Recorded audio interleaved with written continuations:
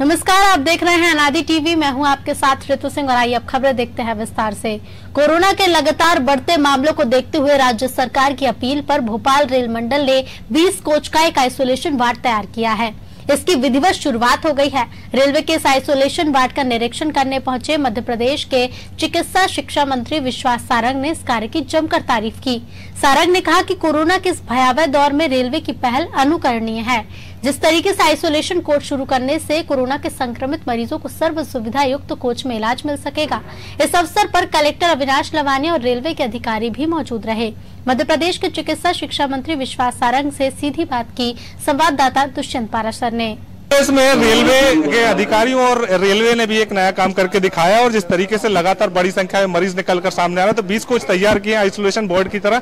हमारे साथ में मध्य प्रदेश के चिकित्सा शिक्षा मंत्री विश्वास सारंग है, उनसे ही बात करते हैं। सर, जिस तरीके से सर रेलवे ने ये तैयारी की है, क्या मानते हैं कितना फायदा इससे जो मरीजों को? रूप से इससे दो बातों का फायदा होगा। एक तो जहां संक्रमण की चेन टूटेगी, वो लोग जिनके घर छोटे हैं और घर में रहकर संक्रमण को फैलने का जिनसे अंदेशा रहता है, एक तो वो संक्रमण की चेन टूटेगी और दूसरा अस्पतालों पर दबाव कम होगा। ये निश्चित रूप से रेलवे की अच्छी पहल है। मैं रेल के अधिकारियों को, हमारे कलेक्टर भोपाल को और बाकी सभी अधिकारियों को बहुत बधाई दूंगा। बहुत जल्द इन्होंने ये एक अच्छा काम किया। एक और रैक तैयार करने की बात कही है हबीबगंज रेलवे स्टेशन पर, उस पर भी इसी तरह की आइसोलेशन एक्सप्रेस रहेगी।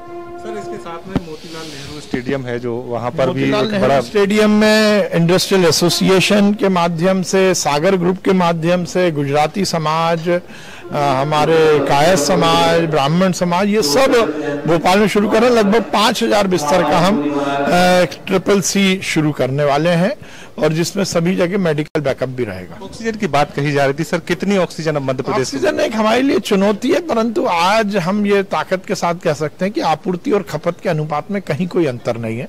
पर फिर मैं कहूंगा कि ऑक्सीजन पूरे देश के लिए एक बड़ी चुनौती है। रेमडेसिविर सर, रेमडेसिविर की अब व्यवस्थाएं सुनिश्चित की गई हैं। अब मध्य प्रदेश में उसकी बहुत दिक्कत नहीं है।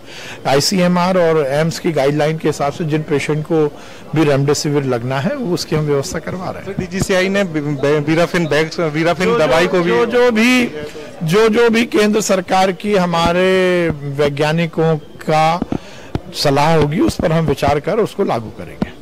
लागू करेंगे। और जिस तरीके से लगातार रेलवे कवायद कर रहा है, जब कोरोना के मरीज लगातार बढ़ के सामने आ रहे हैं, तो ऐसे में ये जरूर माना जा रहा था कि कहीं ना कहीं परेशानियां जो है मरीजों की बढ़ेंगी, लेकिन कहीं ना कहीं ये राहत भरी खबर है कि रेलवे के साथ साथ सेना और तमाम सारे जो ऐसे संगठन है वो भी लगातार प्रयास कर रहे हैं कि लोगों को राहत मिल सके और स्वास्थ्य लाभ भी मिल सके। कैमरा पर्सन गणेश के साथ दुष्यंत पाराशर, अनादि टीवी।